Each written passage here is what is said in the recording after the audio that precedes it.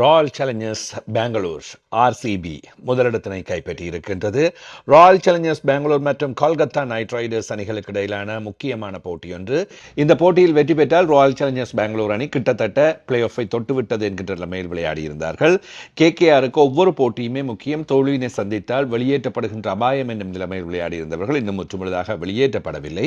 ஆனாலும் வாய்ப்புகள் காத்திருக்கின்றன. இந்த போட்டியில் முதலில் துடுப்படுத்த ஆடிய கொல்கத்தா நைட் ரைடர்ஸ் 4 விக்கெட்டுகளை இழந்து 192 ஓட்டங்களை பெற்றுக் கொண்டது. அங்கிரிஷ் ரகுவன்சி 46 பந்துகளில் 71 ஓட்டங்களையும், கேமரூன் கிரீன் 24 பந்துகளில் 32 ஓட்டங்களையும் பெற்றுக் கொடுத்தார்கள். ரிங்கு சிங் 29 பந்துகளில் 49 ஓட்டங்களை ஆட்டமிழக்காமல் பெற்றுக் கொடுத்திருந்தார். பந்து வீச்சில் புவனேஸ்வர் குமார் ஒரு விக்கெட்டை கைப்பற்றிக் கொண்டார். ஜோஸ் ஹெசல்வுட் மற்றும் ரஷீக் சலாம் ஆகியோர் தலா ஒவ்வொரு விக்கெட்டுகளை கைப்பற்றிக் கொண்டார்கள். பதிலுக்கு துடுப்படுத்தாடிய ராயல் சேலஞ்சர்ஸ் பெங்களூர் அணிக்கு அடுத்தடுத்து 2 முட்டை பெற்றுக்கொண்ட விராட் கோலி அபார சதம் அடித்தார். 60 பந்துகளில் 105 ஓட்டங்களை பெற்றுக் கொடுத்தார். 11 பவுண்டரிகள் 3 சிக்ஸர்கள் அடங்கலாக நாட் அவுட்டில் போட்டியினை நிறைவு செய்தார். 39 ஓட்டங்களை தேவ்தத் படிக்கல் பெற்றுக் கொடுத்திருந்தார்.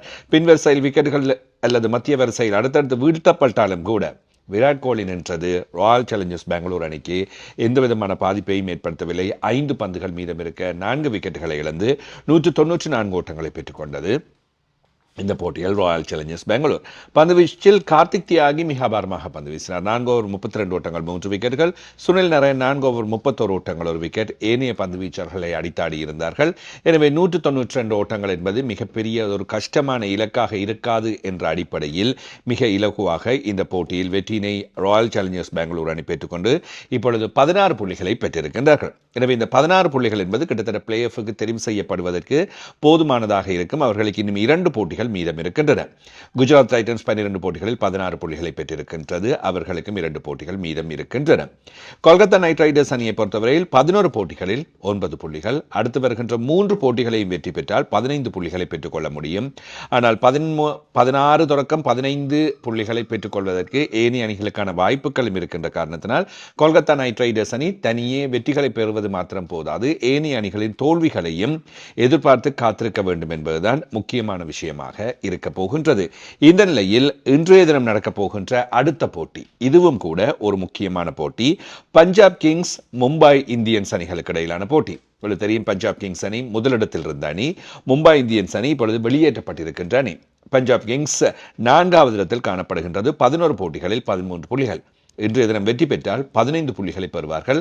15 புள்ளிகளும் சில வேளைகளில் காணாமல் போகும் என்கின்ற நிலைமை காணப்படுகின்ற காரணத்தினால் பஞ்சாப் கிங்ஸ் அணி 3 போட்டிகளில் குறைந்தது 2லாவது வெற்றி பெற வேண்டும் என்கின்ற இக்கட்டான ஒரு சூழ்நிலைக்கு வந்திருக்கின்றார்கள்.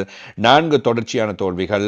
பஞ்சாப் கிங்ஸுக்கு இனி இருக்கின்ற போட்டிகளில் Mumbai Indians, Royal Challengers Bangalore, Lucknow Super Giants. எனவே இவர்கள் போராட வேண்டும்.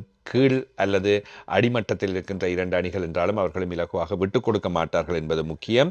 மும்பை இந்தியன்ஸ் அணி தொடர் தோல்விகளுக்கு இன்றைய தினம் முற்றுப்புள்ளி வைக்கப் போகின்றதா அல்லது அவர்களுடைய தொடர் தோல்வி அப்படியே செல்ல போகின்றதா? பஞ்சாப் கிங் 5வது தோல்வியினை பெறப்போகின்றதா? இப்படி பல கேள்விகளோடு இன்றைய போட்டி விறுவிறுப்பாக இருக்கும் என்று நாங்கள் எதிர்பார்க்கலாம்.